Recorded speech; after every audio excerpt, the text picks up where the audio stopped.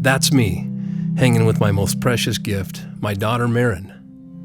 I guess I'm a cross between a single dad and a single mom, and I have been for some time now. I'm privileged, I'm blessed, I'm responsible, I'm happy. God, I love her. She's the only little girl that I know that while playing dress-up wore my baseball cleats as high heels. Where's her mother? Well, it took making this movie to really answer that question. I don't know, but maybe every community on some level resembles Happy Valley. The prescription was for like 10 of these Lortab, so 10 pain pills. And so I thought, well, you know what? It's the guy just writes it with a pen. We'll just get a pen and we'll just change the prescription, you know. And he's ready to go. Well, what do you mean? We can't write another one, you know. And so my buddy goes, well, let's just do this. And he took out his pen and he's got the actual prescription. And where it says at the bottom, it says dispense 10. He takes the 10 and he changes the 1 to a 7. So instead of getting 10, it was 70 Lortab 7.5, and it looked horrible because the 10 was like straight up, you know, and usually a 7 is kind of at an angle, and so it was just like an upside down L for the 10. I mean, it was horrible. Anybody can. So I'm going, dude, you got to be kidding me. We take this in. I mean, instantly, you're going to get caught, and it's going to be tried. He goes, no, this will work. So I said, well, you got to be careful where you take it. So we literally shopped around to find a pharmacy where it would be the lowest risk of getting caught. And so we went down, and there was a pharmacy in Mapleton that we found. We went in there, and there was this lady that was 104 if she was, I'm not kidding. She started pharmacies in the United States. She's the first pharmacy in Utah. And he goes in there with this stupid prescription. It looked horrible. And this lady, I don't even think she could see. And she goes, oh, okay, well, you just want to wait a few minutes. She goes, oh, that's quite a few pain pills. I was out in the car just sweating, waiting, and he was in there for quite a while. I thought he got caught, and I'm just waiting for something to happen. And all of a sudden I see the front doors open up, and he comes out going, I told you, she's so old, she did. And he got 70 Lord, and that was the start of this whole ridiculous thing. So, if you were to look at your history, how many drugs have you taken? Do you know? I've probably eaten your weight in pain pills. That's a lot. Well, you're not a small man, and I'm just going to say from this standpoint, don't be afraid to miss a meal here and there. But, no, and that's just a health issue more than I mean, I remember that one time you and I were in Vegas, and you about killed me when I stepped in front of you at the buffet line. There's no need for that, Ron, because there's plenty for everybody. That's what it is, a buffet. Weren't you the one who said you gotta get back to this world? Now promise me, that you'll always be free.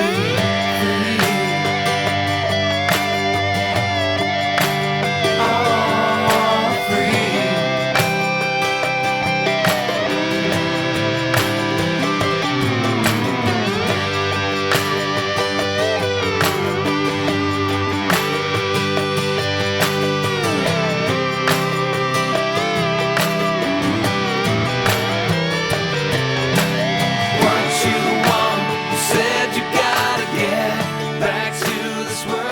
I've lived here most of my life, and there's a lot of things I like about it. It's a safe place. I've traveled around the world quite a bit, done work in other states, but I've always come back here because I feel like it's a safe place to raise my children. It's a close-knit community. Our neighborhood is great. It just has a good feel to it, good atmosphere. Utah's a beautiful state. A really nice place to come to. As they say, the best snow on earth. I'm not Mormon, but I like the values of the LDS religion. I like it a lot, mostly because of the nature, you know. We got the mountains 10 minutes away, the lake 2 minutes away. It's a good place to live. You know, it's really clean, really nice. It's a whole lot different than back home. Mama, be free.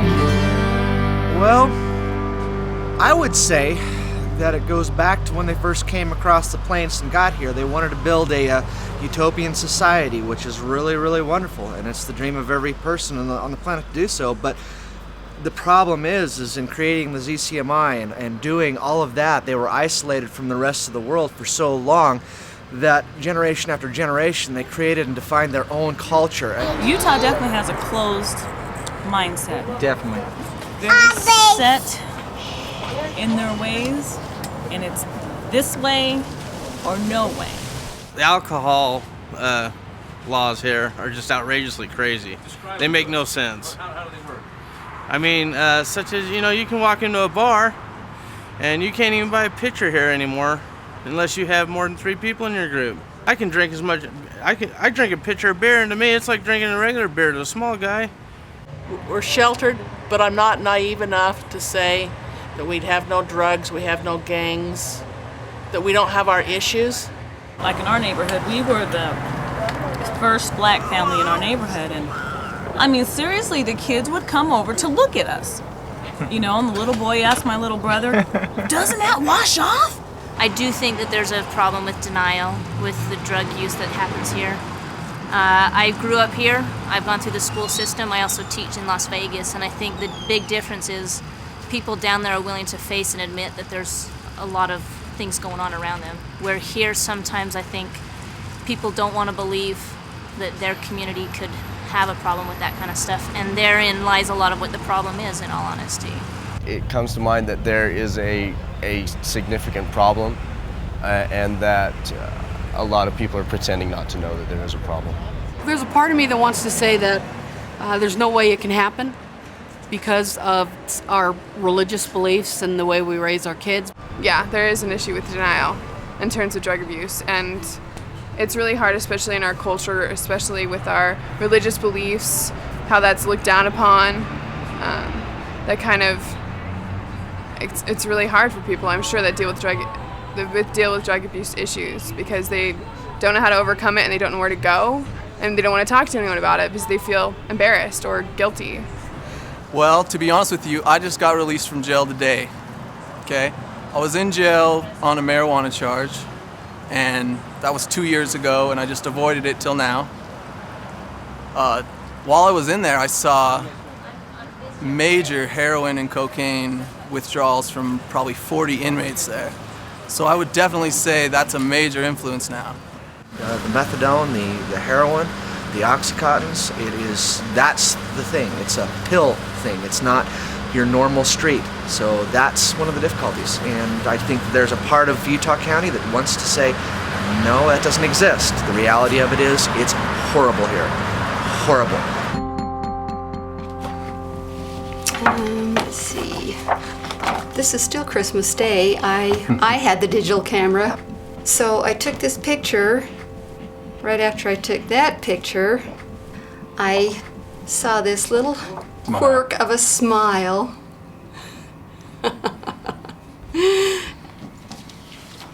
These pictures are all taken Christmas Day 2004. That would be the last Christmas before she died.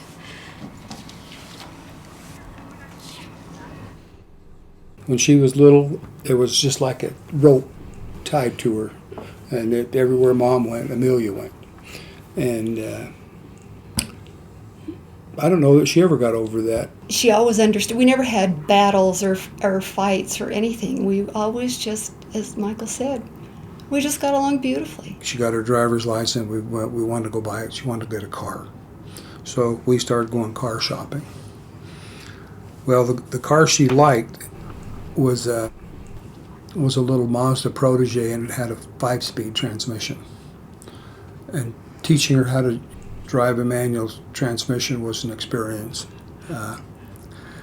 It took us probably a week or two to get where she was really comfortable and felt good about it. What? 2 days, and I was the one who taught her how to drive with a stick shift. Yes, but she caught on very quickly. But the thing that was interesting is she wrecked that car. We met in 9th grade, and I remember meeting her. We were in French class, and we ended up becoming partners for something. I forgot what it was, but we just loved each other right from the start. If one of us were walking down the hallway and they didn't see the other one with us, they'd be like, "Where's Amelia?" or "Where's McCall?" And we're just inseparable. We were always together. Amelia loved McCall. She just loved McCall. In fact, one of the last things we said to Amelia, Michael was joking with her and said, "Don't you think you've seen enough of McCall this weekend?" And I said that, and she said, "You can't ever get enough of McCall." And that was the last thing she said to me. We didn't plan on using drugs or anything. But I ended up talking to Amelia, and I told her that my parents were going out of town for the weekend, and she said that she wanted to get high. And she wanted to use heroin, and I told her, "Okay, well, I can get it." I saw the two girls, and I said, and I had a bad feeling. And I remember saying, I just was worried about McCall for some reason. And I called Amelia up and I said, "Amelia, will you make sure that McCall doesn't do any more drugs? I'm really worried about her, that she's gonna die." And Amelia said, "Yeah, I'll make sure of that." We had, I'd asked Amelia several times about McCall and her drugs.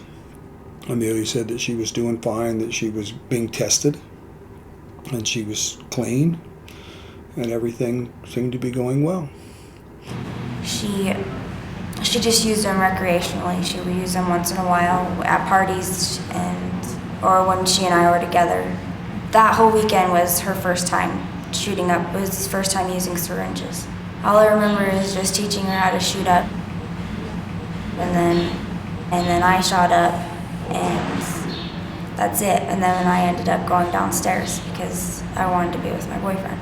McCall had a boyfriend who did not do drugs at all. I don't know how he didn't know McCall was doing them. It's almost impossible for him not to have known. LES in the church. I'm an Eagle Scout. Good kid in school, got good grades, averaged a 3.3 GPA, played football. Just a normal good kid with no drug involvement. Did you ever sense that she was on drugs? I asked her, I'm like, what's the worst thing you ever done? Like, how many drugs have you done and everything, just to, find out? And she didn't lie to me at all. She said, "I've pretty much tried everything, but that's in my past, and I'm moving forward." It's going to be a mystery that we will never be able to solve, because we honestly thought that McCall had gotten over the drugs. Amelia was there trying to help her, and somehow, for whatever reason, she turns around and pulls Amelia, gets Amelia to go right down with her.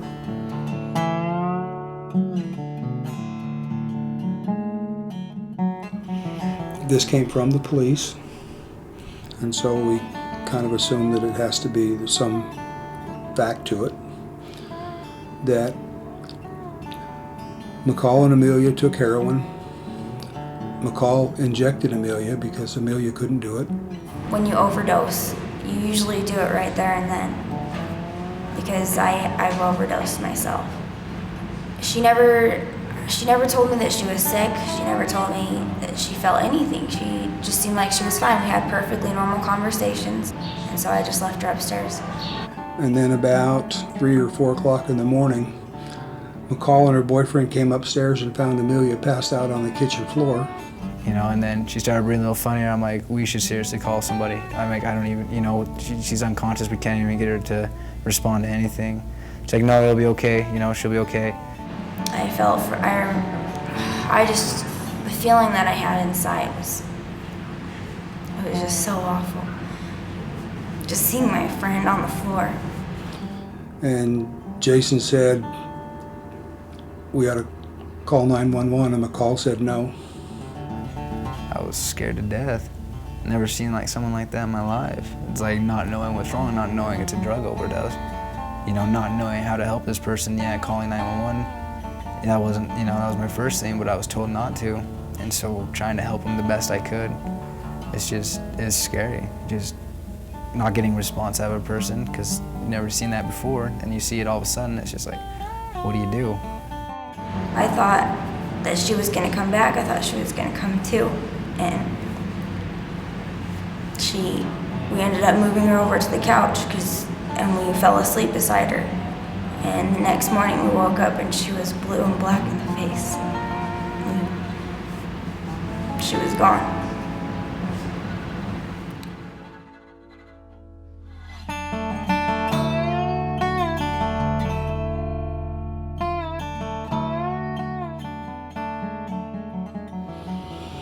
After that, I'm not sure exactly what took place between McCall and Jason. They decided that they had to get rid of the body. They took her body up the Bountiful, up by the B in Bountiful, and tried to hide it. Buried it, tried to cover it with weeds and twigs and all those things.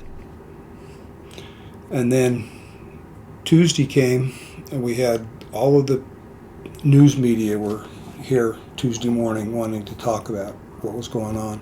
And someone said, "Did you know they found a body?" And I just thought, well, that's it then. I don't need to talk anymore on the TV because that's it. She's gone.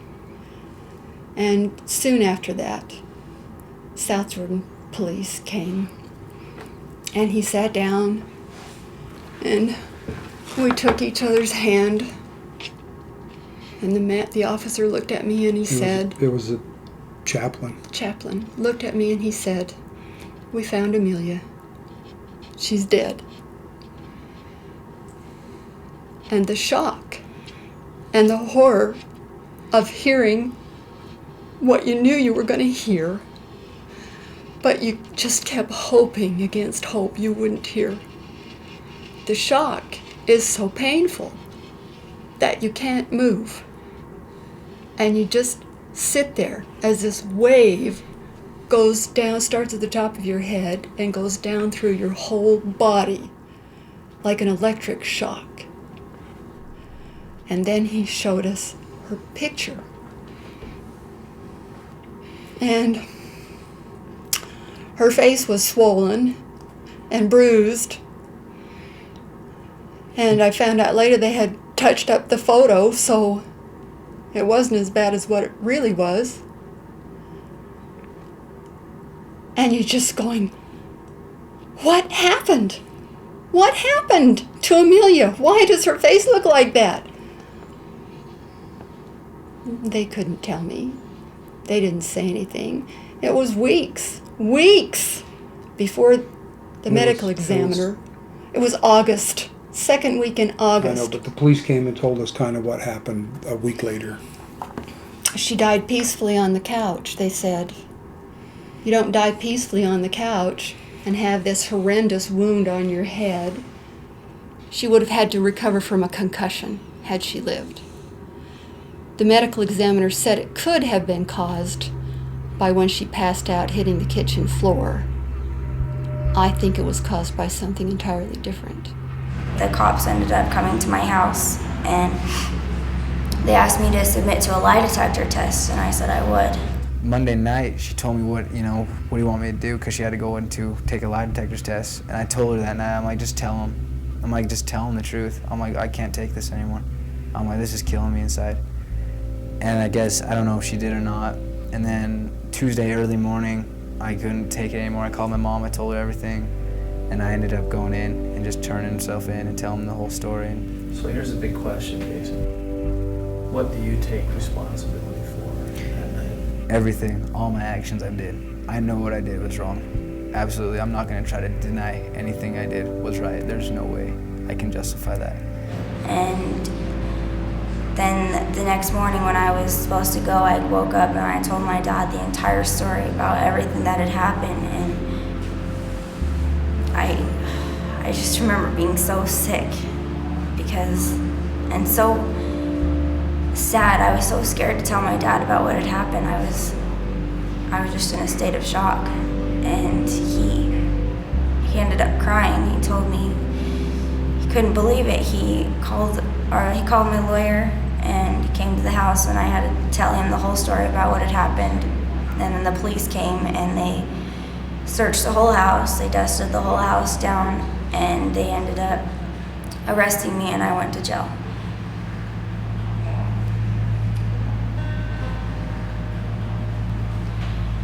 And I remember the whole thing being on the news and seeing it while I was being booked into jail. And I was so scared to death. Any time of the year, I'd walk a country mile, a pint and a bag in my pocket, characterized my style. I was wasted, not strong as I am now. So wasted, not strong as I am now.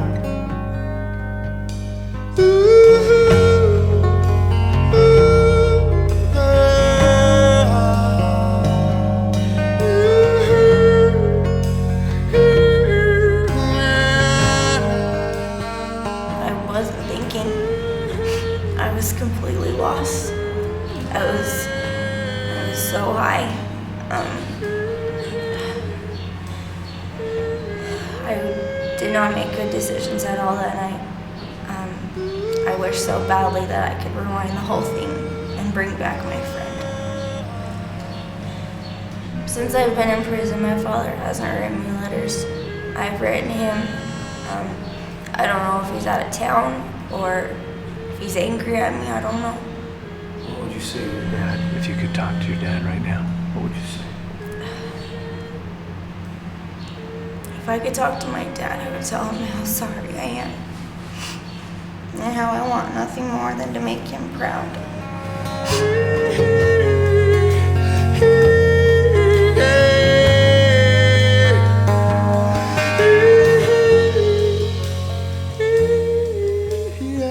Do you believe that Amelia did drugs before?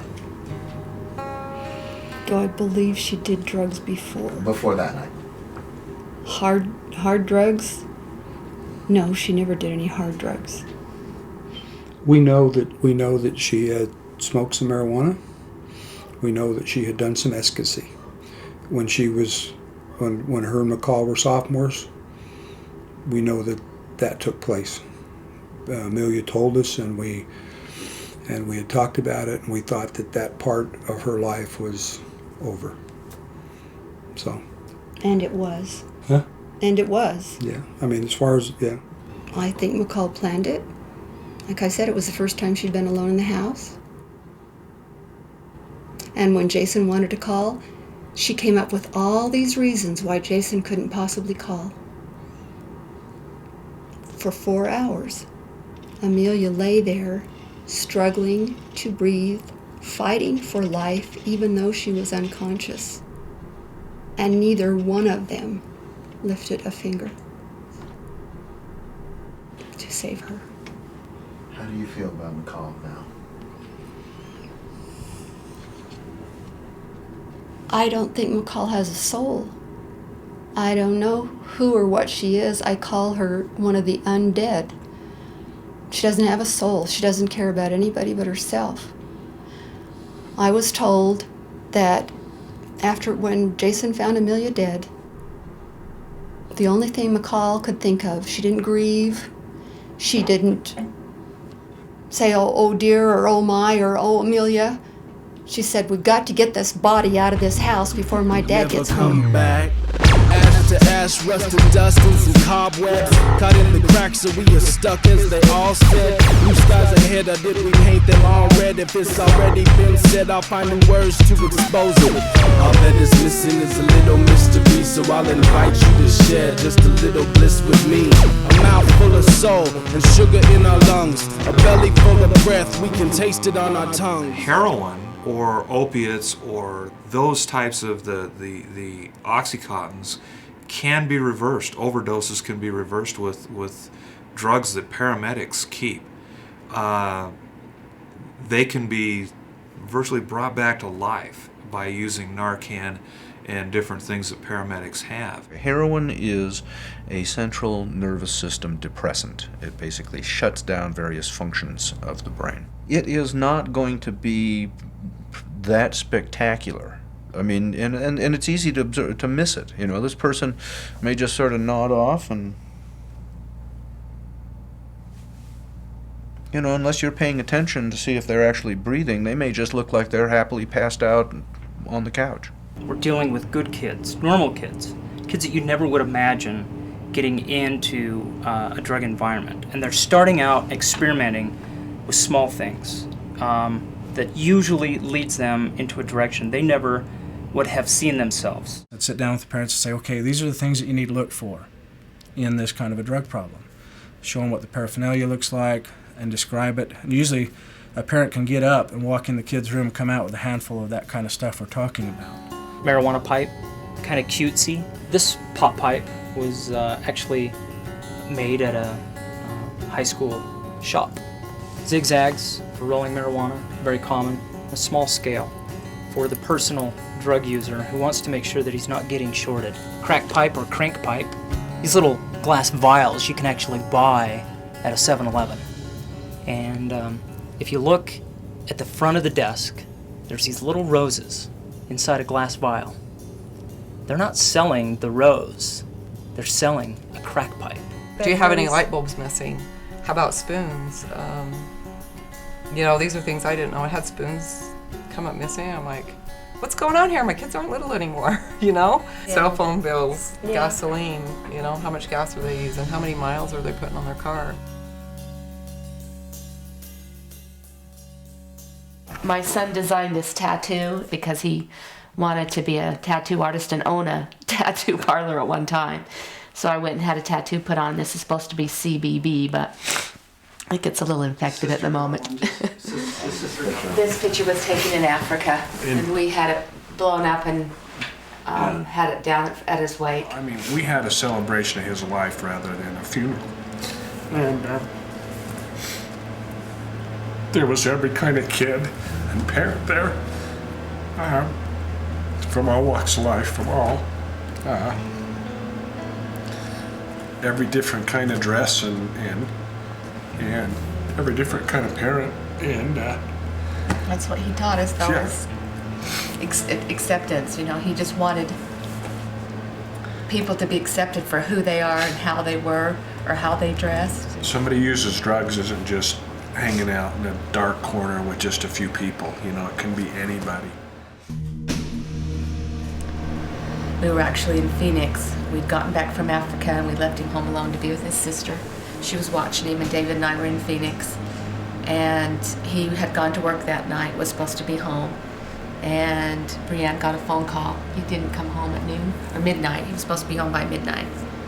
And apparently he had bought some cocaine the night before with a group of kids. He had driven to Sugar House and bought a rock. He came home alone, did the coke for whatever reason, what made him do it, why he wanted to do it that night, because we thought he was pretty drug-free at that point. And he brought it home, did it himself at home. He was alone. He got in the bathtub. They said maybe the heat on top of the coke took his life. They found him in the bathtub. Found him in the upstairs bathroom. Just white as a sheet. And I knew when I first saw him that he was gone. And my son and Bree were out in the car. And the hardest thing I've ever had to do was go out and tell Bree that her brother had died. Our son was Colton Ben Berger, born April 8th, 1989. He passed away of an accidental overdose of drugs on January 28, 2006. I think his real aspiration in life was to help people. And he'll never, excuse me, I'm sorry, have the chance to do that.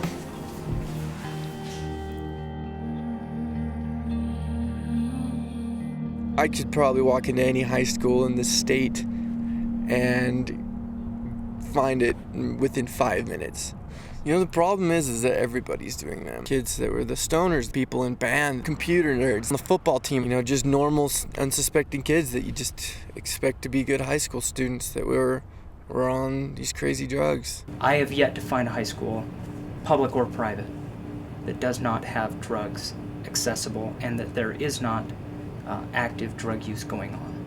If you were a new student in a new high school and you really wanted to find any of these drugs, I would bet that it would take you just a matter of hours. When all this was going on, I said, Colt, we're just going to change schools. I mean, it's just that simple. And he says, you know, Dad, you can get drugs anywhere, anytime you want. And the hill is sliding, I'll watch it steal your will away.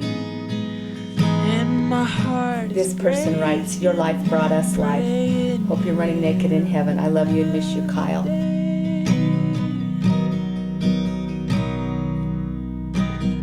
Brother, can you hear me crying?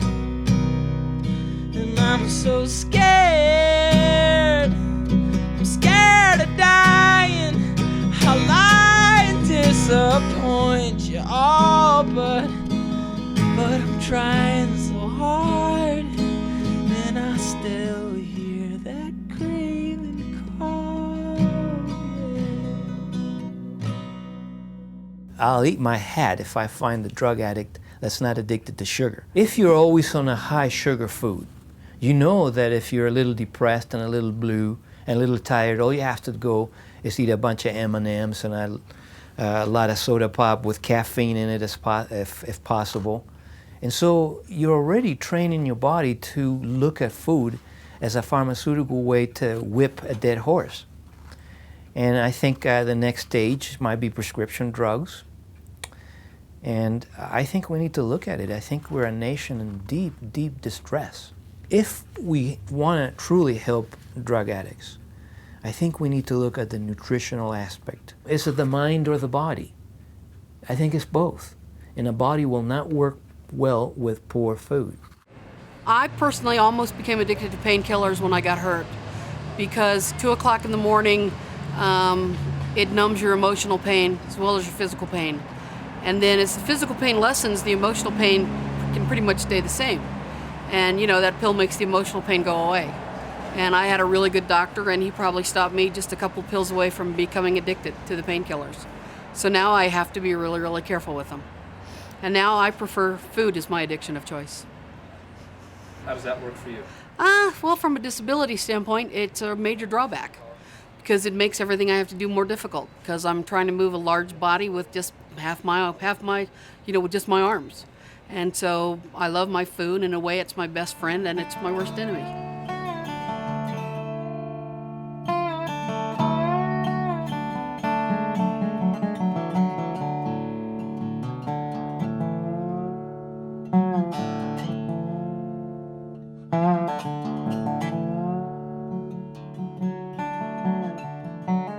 You know, when I walk in and I see 20 different people, and to me, they're just 20 different people.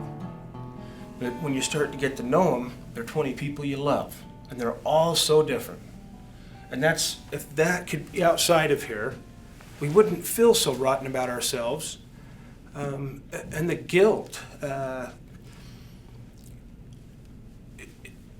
was a time I ruined a business, moved back in with my parents. So now and then I'd go get a hotel room just so I could go drink.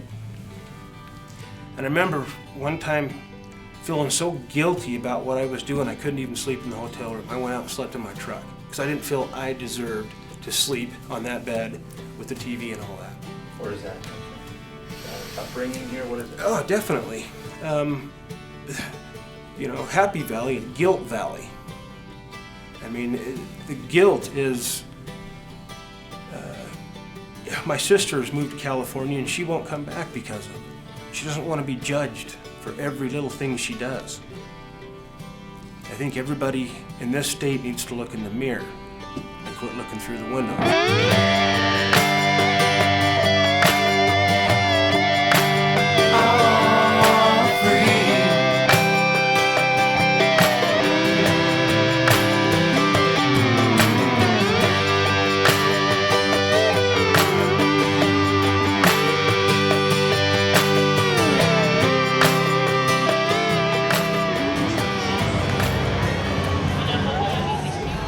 you'd be surprised how much gas this uses and how much, we'll call him Greg, how much gas his car uses. I don't know if you can see him up in his car, but Greg's got one of these little weighted deals, and when you're sick and you're anticipating going up and getting drugs or whatever, he takes his little deal and he does these reverse tricep curls to take his mind off this whole process of being sick and going up. It's just something to do to keep you occupied, kind of thing. Because I'll meet him sometimes and he's just shaking like a leaf. When I'm out of doctor-prescribed pain medicine, then I'll have to go a few days or a week or whatever of doing this, you know? And so it'll be, we'll come up and then, we won't be up here for another, maybe a week or two.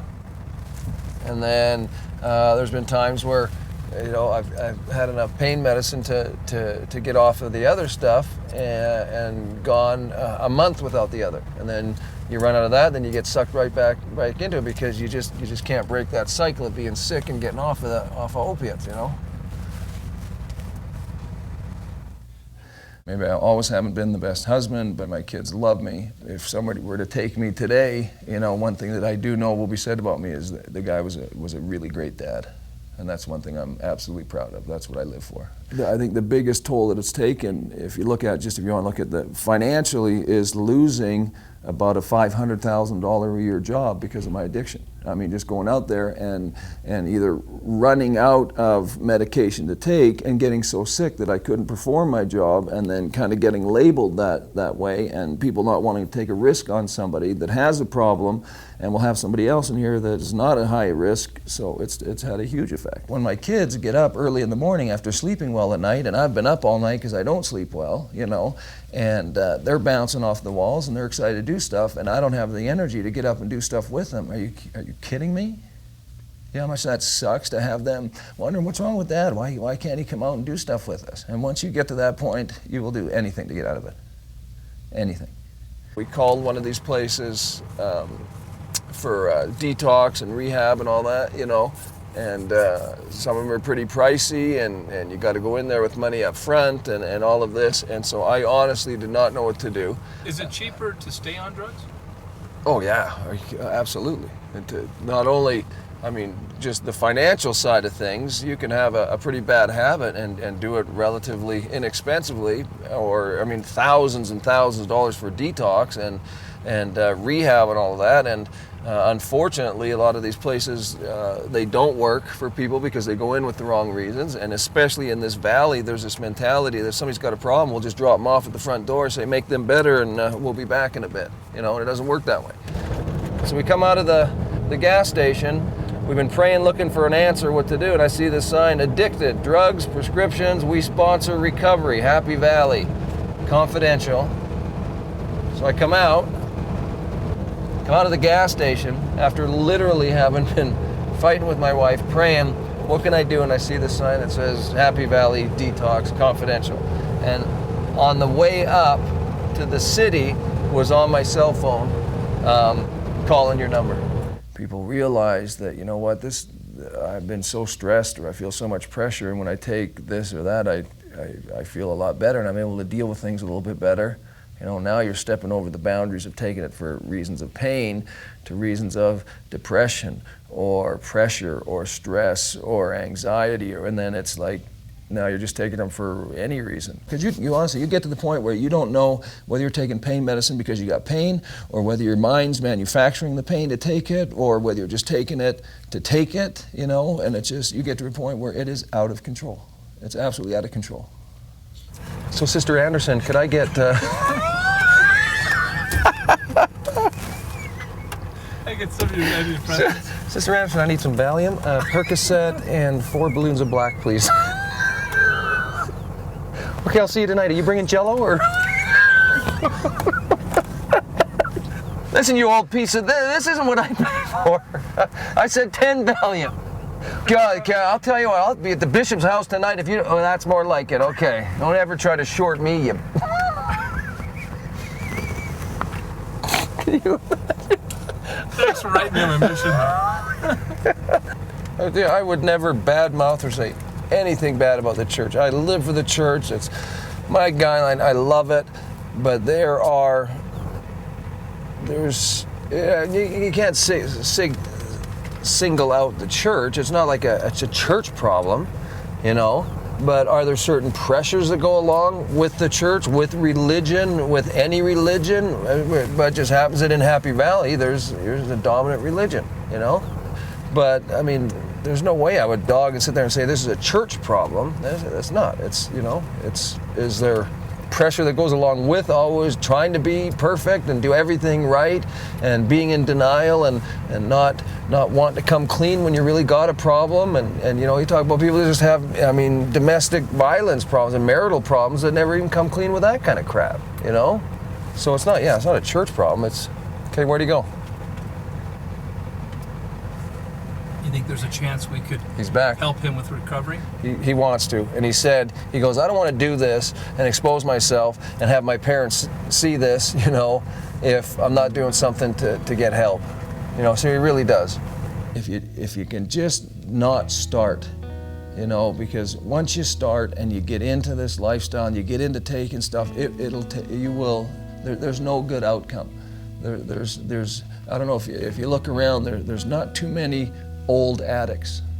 They're gone. You either get better or you die. That's it. Well, there's no heroin or cocaine in Utah. This is Utah. You can't get heroin and cocaine in Utah. That's what they do. They know cocaine and heroin. They won't deal in anything else. No meth, nothing like that. They say meth makes people loco, so they won't deal with it. Isn't that interesting? They won't deal with guys that are speeders. Yeah, because they're crazy. They'll do anything. Well, what do you want to do? You want to film? You want to go back and see his pad? Ray, can we go back?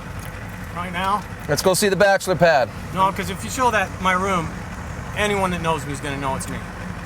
Well, no, but we won't show it until you decide what it is you want to do, just so we have it. That's the whole idea. If you really do want to change it, get help, I mean, that's the reality. That's where you live. You can do it. You don't have to, but I think if you really do want to help people and show them, here's the ultimate from having everything in a family to my whole life is in one piece of crap room, you know? I want to get high as soon as I get home, dude. You hear that? He goes, well, I want to get high as soon as I get home, though. That's fine. Okay. You want to roll? Okay. No, I got to tell you, I am, just from my standpoint, I can't tell you how proud I am of him for having as much of a problem and saying, you know what, I'm willing to expose myself because he's embarrassed. He feels absolutely horrible about where he is, what he's given up, you know? But like he's always said, if you can help, just help somebody not go the same route that he has, you know? Say you lose all your money, or say you lose your family, say you lose whatever, and you get in Greg's situation, well, you'd think that he would want to do anything to get out of it, right? Living in that crappy little room of his. Well, he'll tell you himself, it's like, why? Why go through the effort? I've already lost everything. I can't lose anything more.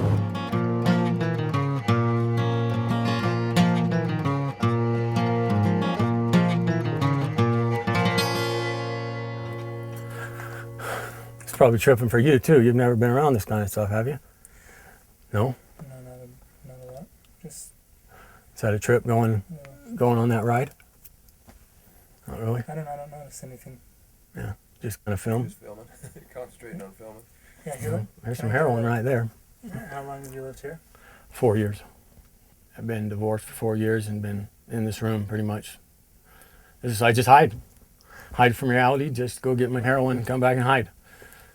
And, you know, I got married, stayed clean, broke my back, went in the hospital. They gave me a whole bunch of, you know, painkillers. They don't work because you've already have a tolerance even though you've quit. So it's up doing heroin. Then pretty soon your wife's coming in and you're doing heroin on the bathroom floor. And, you know, pretty soon they just get sick of dealing with it. And the last straw was I quit again and then broke my leg racing motocross. Same thing. And then she just got sick of dealing with it. And, I mean, you can look around and all state in 3 sports in high school, played college football and baseball. And think of the life I could have had. And many times over, I've kept getting chance after chance after chance. And I'm still doing it. Get a few days and then, I don't know, it just goes on. And then I have such a tolerance, I can do, 40 times more than the average person. Literally enough to OD a band of gypsies, And so,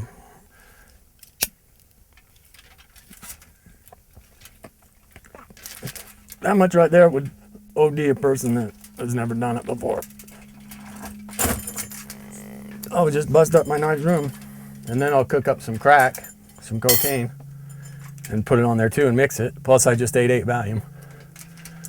And so, it's hard to imagine why that's so addicting, and it's not just the dope that's addicting, it's this whole thing, going up and getting it, the rush of getting it from the Mexicans, the cops are sitting across the street, the ride down, the ride back, making it up, fixing it up. Literally when I was coming down and running into the house, it's like Christmas, you're running in here so giddy, you gotta get your water, It's sad, it's sad. The more you're on, the harder it is to come on. And the problem is you feel like you have the worst flu, the worst everything. And you're so sick, you're throwing up, you runs down your pants, and you get some heroin, in 2 minutes, you're at the top of the world. And that's the problem, because you're so low, and all of a sudden, bang. Because normally when you're sick or whatever, or have cancer or whatever, you're sick. There's nothing you can do about it. But with this, damn well, you get some, you go from here to here, and so it's such a big jump that, that's one of the reasons it's so addictive. And I just hope and pray that we can help some people, and for me to do this in front of people like this is unbelievable for me, because I would never do it, which is, to me, I'm making some progress because I've got to help some people, and I think the only way I'm going to get better is if I help people, because then I'm not doing it just for me, and I'm not showing as much emotion because I'm high, and that's what getting high does, is it takes your emotion, it makes the hurt go away, temporarily. Well, I'm willing to go through hell to do something positive. Well, that's and Daniel gets at me all the time, like he's high and mighty, that I'm living in this room, and he doesn't realize that. And it's starting. He's getting his family problems now. Got the wife wanting divorce. It's starting. I can see him in me so much. Put him on a spectrograph, right? Here's what morphine looks like, right? Here's what opium looks like. Here's what Lortab looks like. Here's what Percocet. They're all the same thing. They're almost the exact same thing, So pay for the doctor's visit, pay for for your insurance, pay for the prescription, pay to take it down to Walgreens or get in your car, spend $6 worth of gas, and not get the exact same thing, get a stronger version for $10 in a little balloon.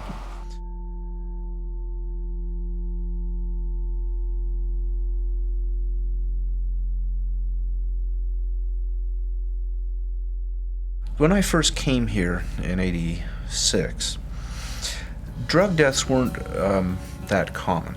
We were probably seeing 50 to 70 drug deaths a year. The vast majority were illegal drugs. Last year, we did 411 drug-related deaths in this office. Of those 411, 242 were pure prescription drug-related deaths.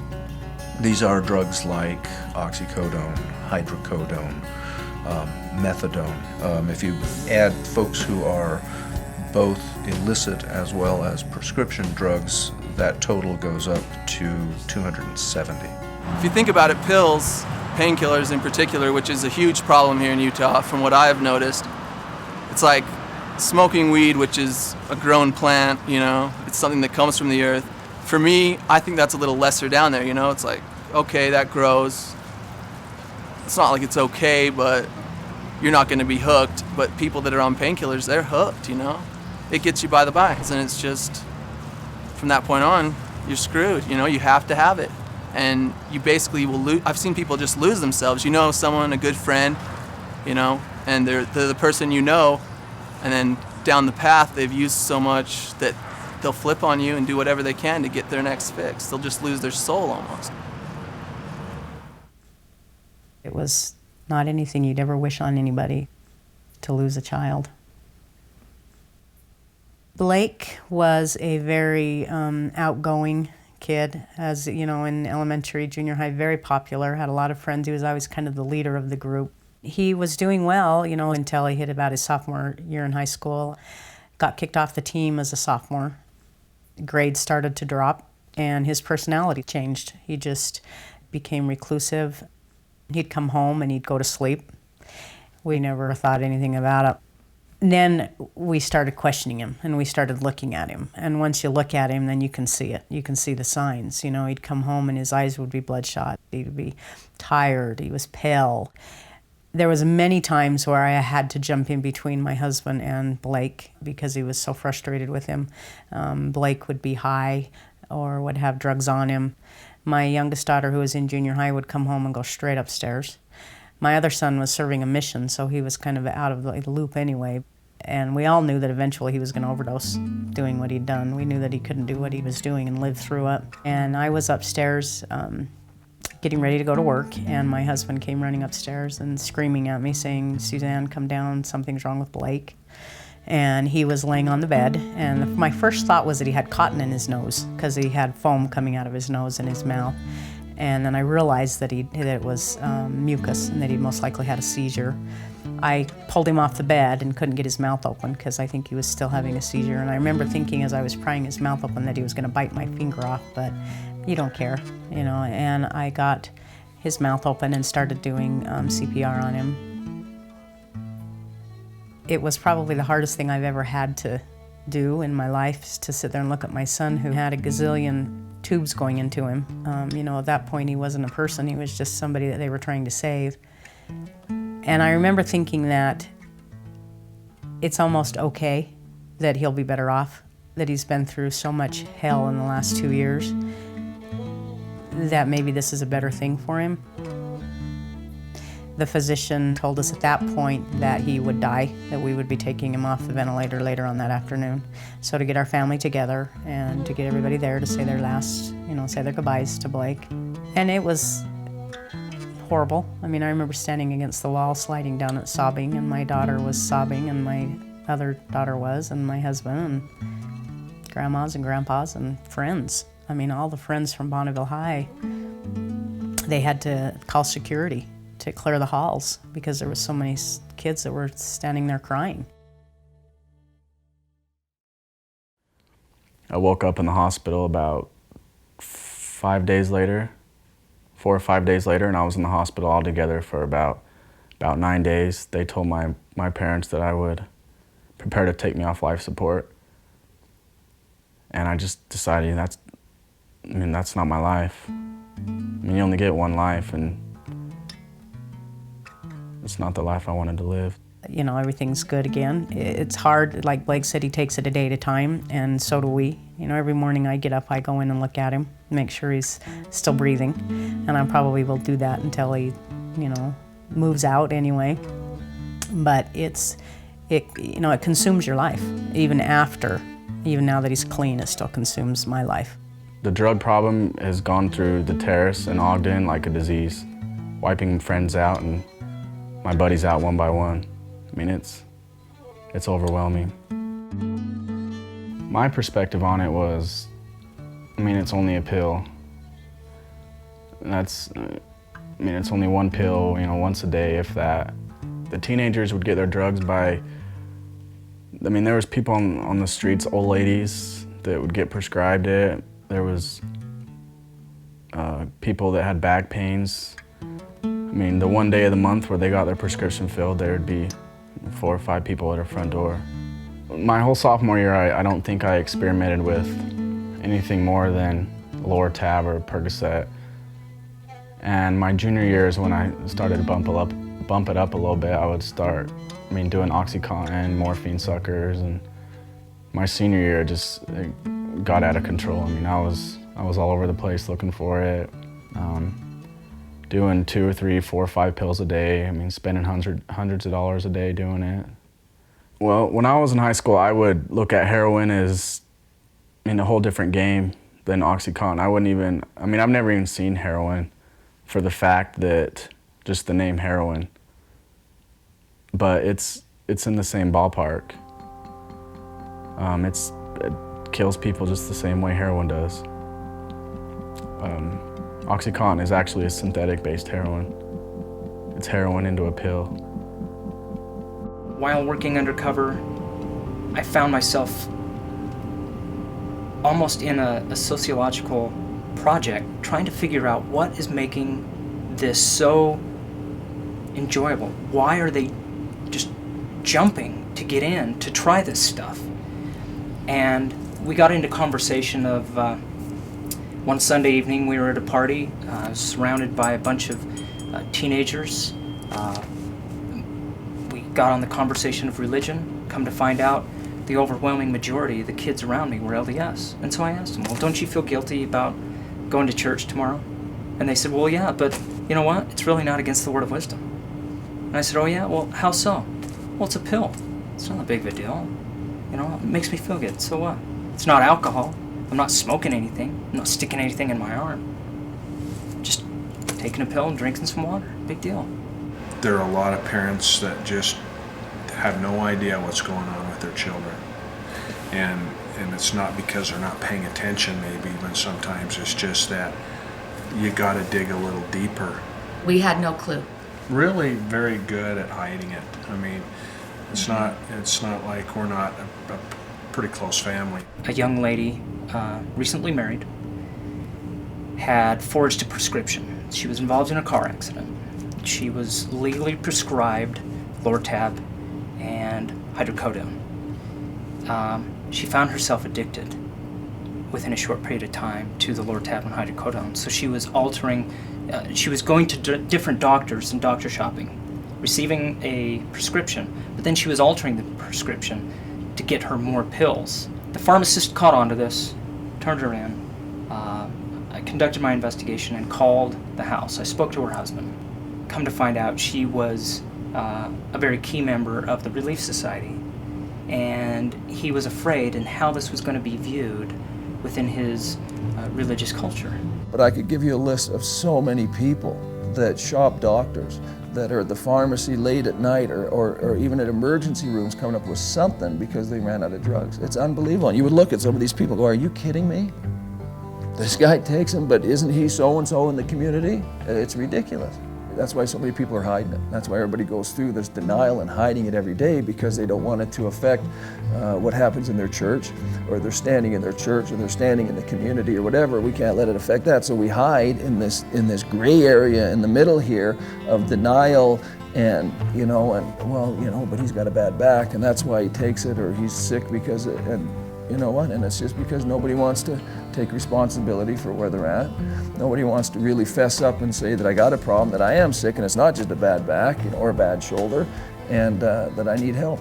The reality of it is that people do not want to acknowledge that which is uncomfortable for them to see.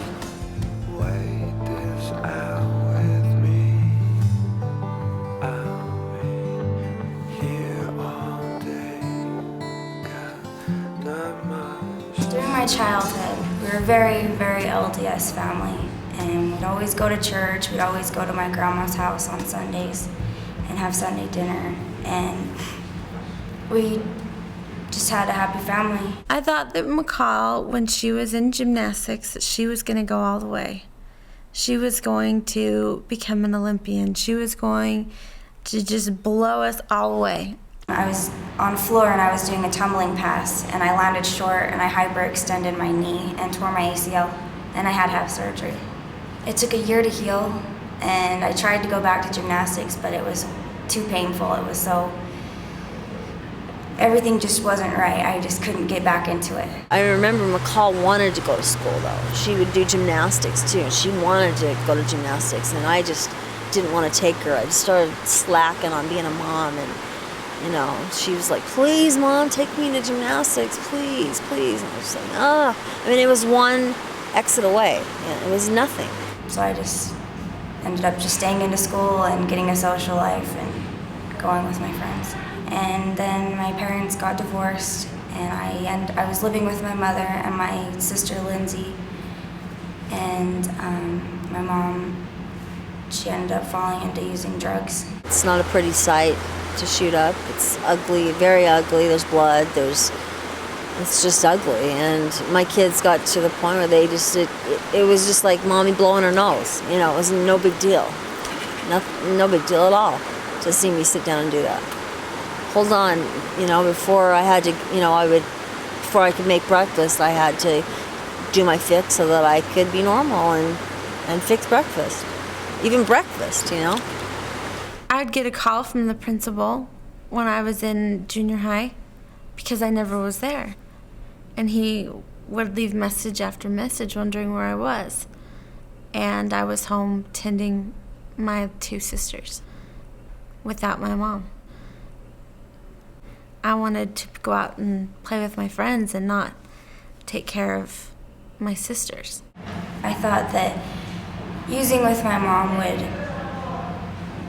create some sort of closer bond, and it did, but it was just in a really bad way. We wanted the mom that we grew up with, the fun, outgoing mom that loved to do activities with us and not just do her drugs and go to bed. I was using heroin. I had to have it in me every 6 hours, otherwise I would be sick. I would be withdrawing. And I just remember waking up in the mornings and feeling so sick to my stomach because we didn't know how we were going to get the money. We broke into our dealer's house, and I remember getting 2 baggies and then a piece that was this big of heroin, and that lasted us a week. I look back on it, I can't believe that how fast we went through them, you know. Being in prison is so hard. I've been on R&O, you're locked down 23 hours a day. You only get out an hour a day in the morning. But being off the drugs feels so good. I feel so much better now than I did back when I was using. I honestly feel happier now. Nicole is in jail right now. What would you say to her if you could talk to her right now, sitting next to her in her jail cell?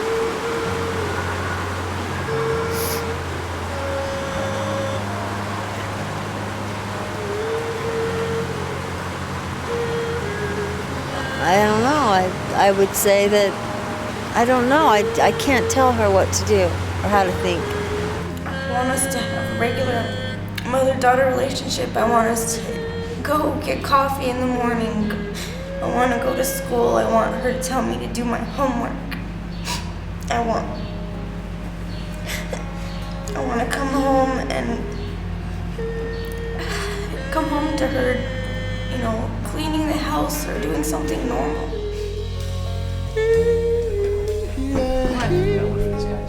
Nancy, you're gonna love this. Where's she? I gotta sit a little lower. I remember getting a cough once, and she gave me some Tussinex, and I thought it was just gonna, like, you know, chill my cough so I can go play ball or something for the night, go have fun, spend some time with the kids, but I fell asleep for 2.5 days. Woke up, all 3 cards were gone, wallet was gone, part of my clothes were gone, and the kids were gone, and I was hungry. And I'd missed work for 2 days. And I think, wow, every time I get tired of something, she'll give me a little aspirin, and then I fall asleep for 2 or 3 days. She was good, real good. Do you remember those, Lindsay? She'd go, Ron, here, no problem. Just, I know you got a cough here. Just take a little. And I'd go to sleep, and I'd wake up 2 days later, and just everything's gone. My wallet's gone. Money's gone. They've been gone on vacation for 8 days. We just went to St. George. We had a great time. So.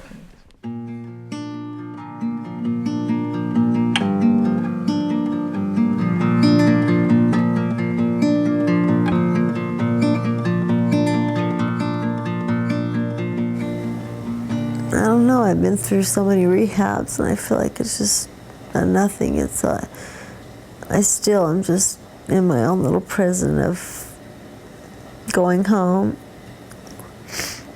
and isolating myself. And, describe the Nancy personality before drugs and then the Nancy's personality traits today. Before drugs? I don't know. How do you feel about your life and your kids today? I miss out on everything. What did you miss out on? What do you think you missed out on? Be specific. I wasn't invited to Lindsay's wedding, my eldest daughter's wedding. I didn't get to see the birth of her first child. I didn't get to see all the things that McCall went through with gymnastics and all the things that she succeeded in and won trophies in and things because I was too busy out doing my own thing. I had no time for it. There was no time. I had to worry about where my next fix was going to come from.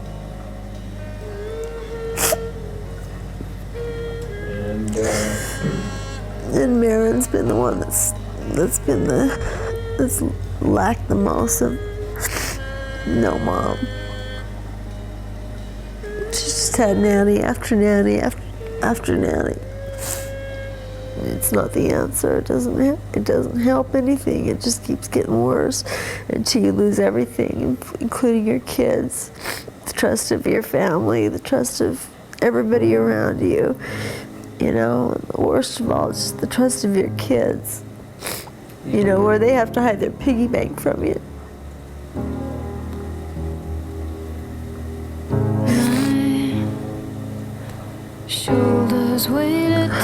I don't care if I live or die. I don't even care. I don't.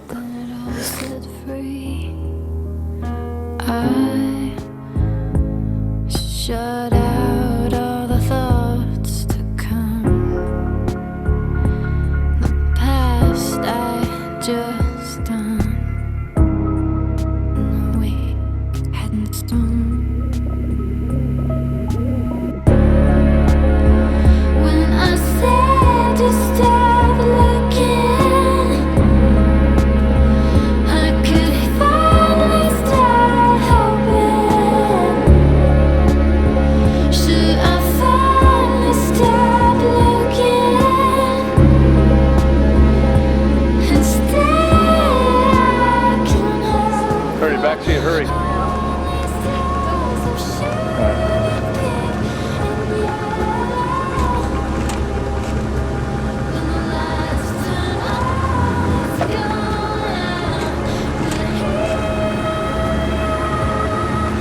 Just get the wrong. Can you drive like faster, please?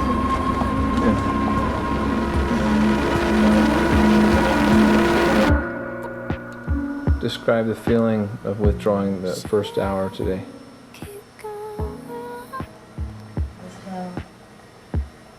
Something I would rather die. Are you encouraged after your first day? Yeah. How does it feel? We're on day 2. How do you feel, Nance? I feel really good. No, how you feel really? I don't feel good.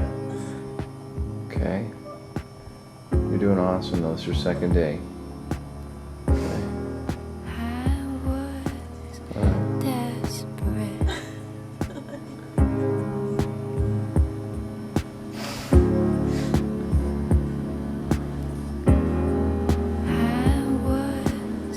Several weeks later. I felt, I guess like everybody else feels, boring.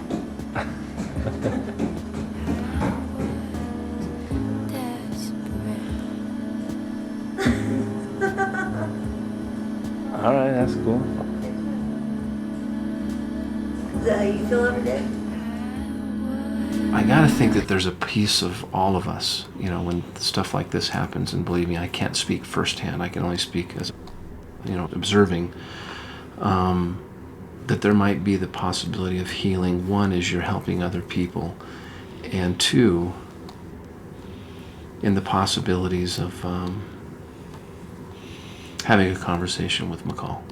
That you might be able to rise above this, as hard as it may sound. And believe me, I'm being very outside the box here, so being to rise above it in a way that maybe you can make a difference by showing the world what true love is in spite of this disaster. Oh, you want me to forgive her? I'm proposing a conversation. I'm afraid. Yeah. No, not for what you think. I'm afraid because McCall lies so beautifully, and I have all the lies she's told me, and they're right here. And once they're voiced, they never go away. Yeah. And if she tells me more lies and puts doubts in my mind about what I know about my daughter, they never go away, even though I know Amelia. I know who she was and what she was and where she was going. To hear McCall tell me more lies, I don't know if I'm strong enough to hear it. I never would have imagined I would be sitting here today with you under these circumstances, and I'm sorry. Thank you. I feel like I had a hand in the upbringing of McCall, and she at one point, I remember a very sweet girl at one point in her life, and she always spoke very highly of both of you. Just want you to know that, like you were her. In some ways, you must have loved her in some way that she felt connected to you, because she always spoke highly of both of you. And I know there was times that you took her into your life, and I know I thank you for that. And I don't know. I can tell you what happened at court after that whole day during the plea hearing. This wasn't my feeling. I had the feeling that Amelia wanted me to forgive McCall, to keep loving her because she still needed somebody. And I fought that off very strongly. I kept saying to Amelia, but Amelia, she took you away from me, and you want me to forgive her. I won't say it's not a possibility. But I would like McCall to take some steps on her own to follow through, on the promises that she made to the judge, to stay drug-free, to stay clean. I know that Amelia is feeling bad that McCall had to go to jail.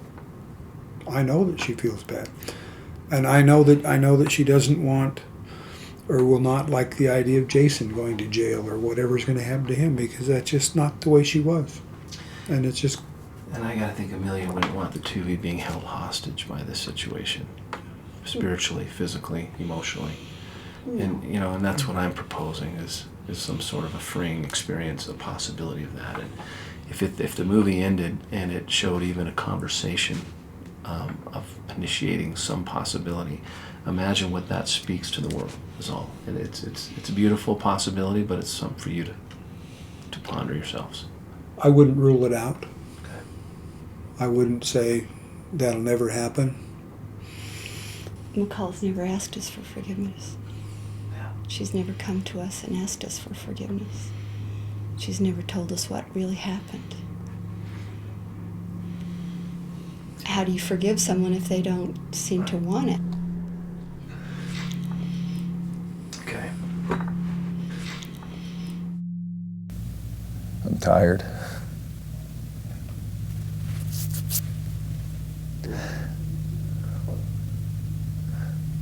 I'm tired of lying about stuff. I'm tired of pretending that everything's okay.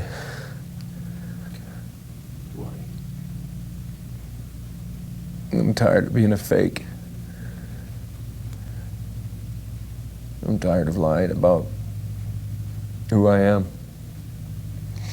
I'm tired of lying to my wife and just stop this whole charade of everything's fine when it's not. And I just want to get better.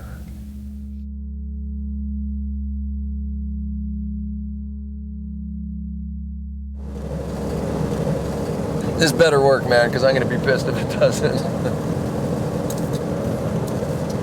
Who's that up to? Huh? And who's that up to? You guys. So make it work. No. Well, dude, if you can't tell that I'm serious about this by now, expose myself like this, then you're not seeing the real. I didn't. Just keep in mind, I came to you guys.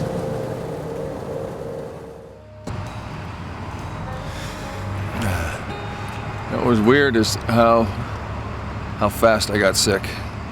It's yesterday morning. It's the last I took anything, and I was sick last night. It was a rough night. So I'll be glad to get over this.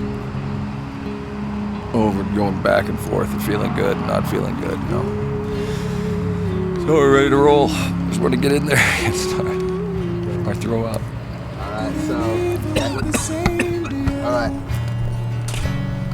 Elvis lives and Jesus saves our soul.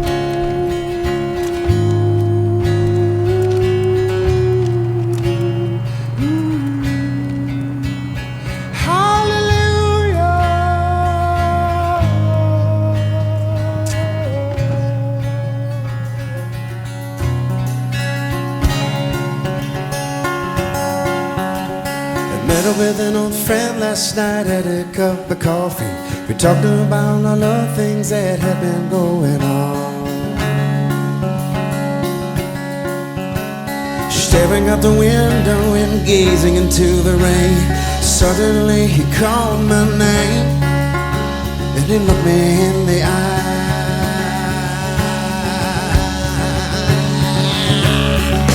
He said, I don't know where I'm going, I don't know where I've been. And there's one long road I've been traveling just to come see you again. I don't know where I'm going, I just don't know where I've been. And it seems to find me some trouble, and right now I could sure use a friend.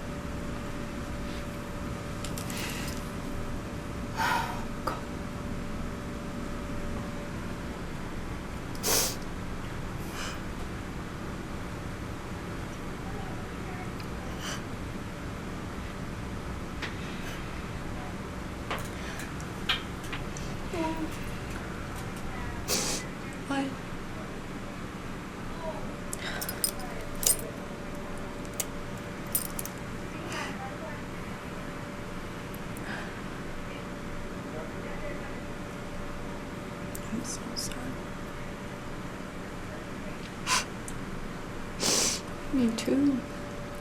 Me too. Do you miss her? Every day. Not a day goes by that I don't think about her. She's forgiven you. Do you feel that? I pray she does. I think she I has. love her so much. All I felt for you the first time we were in court, I felt Amelia's love for you. I felt that she wanted me to forgive you. I didn't want to. It took her away from me, McCall.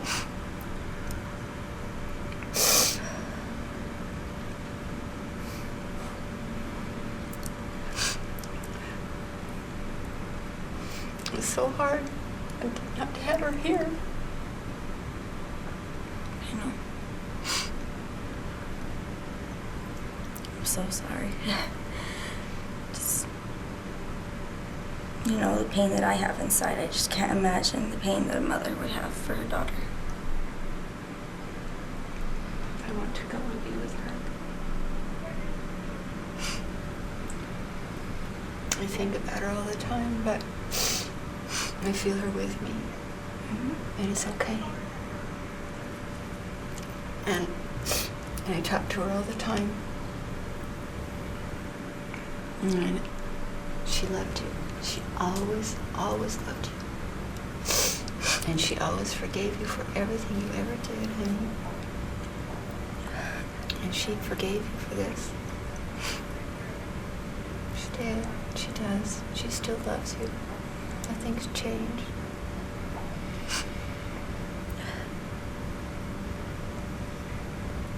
Okay. Do they let you go to school here? Yes, I started school today. So.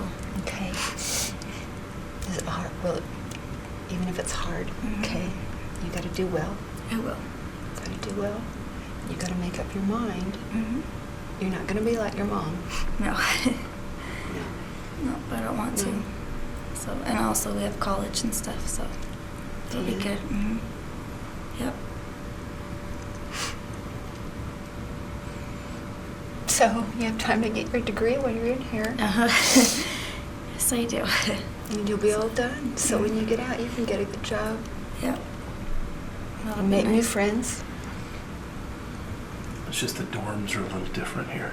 Just a bit. You look a lot better than you did. Thank you. I feel a lot better. Yeah. Yeah. You looked bad. You're too thin. Yeah, I know. Can we have permission for them to hug? I think we can probably do that.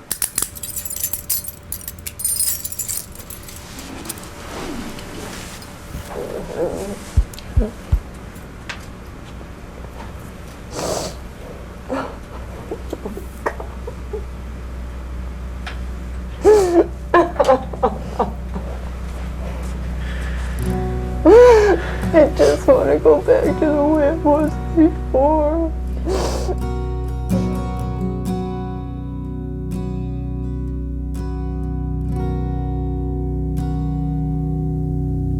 Brother, I can see you trying, battling uphill, and the hill is sliding. I watch it steal your will away, and my heart is breaking, praying you'll live another day.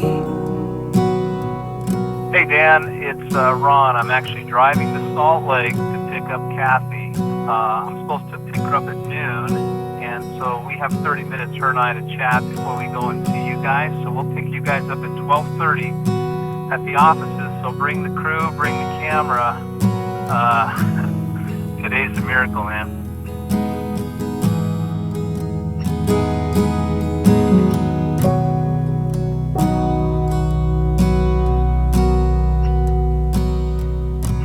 Brother, brother, can you hear me crying? I'm so scared. I'm scared of dying. I lie and disappoint you all, but I'm trying so hard then I still hear that craving call.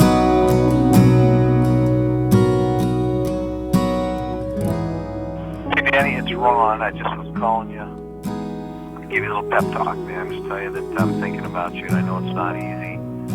And you're an awesome person, dude. And because somebody's addicted doesn't mean anything. I mean, you're a great guy, so let's stand in the future today, you know, let's not move and stay committed. I realize that there's some, you know, some mountains to climb, but if anybody can climb them, you can, and I will be there with you to do it, my friend. So I did this part with Nancy, and it just took about 2 to 3 days, and things kind of stabilized. It was very cool. So all the things that you have at stake are worth 2 or 3 lifetimes, if not 2 or 3 days. Hey Danny, listen, it's Ron again. I'm sorry to keep pestering you on the phone. I'm just concerned. You've had your phone off for a few days. I was just joking about the toilet cam for the movie. I'm kidding. I know you're very sick. You know, sit at your bedside or whatever I need to do to support you. But whatever you're up against right now, Danny, you finally get to step through it, Danny. You got a beautiful wife who loves you. You got 5 children who are standing for you. And this is a time that you step through the stuff that you haven't stepped through in the last 15 years. And I am just sending thoughts and prayers your way, my friend. I love you. See ya.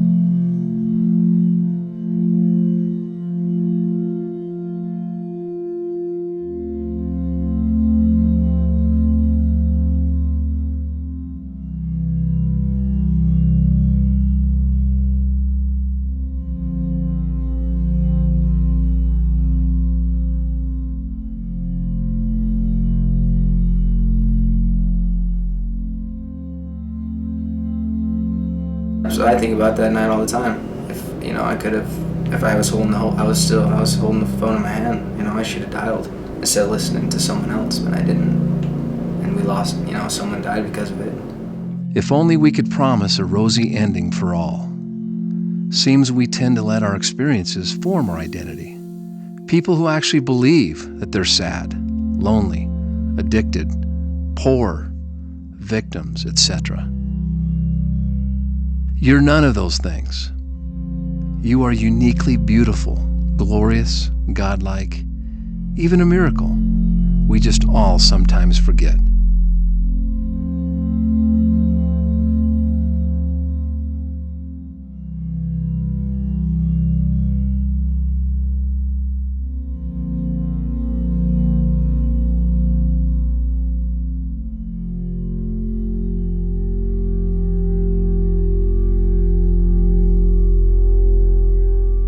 So when you're done experiencing all those experiences, come on back to that person, the beautiful soul you've always been and will always be.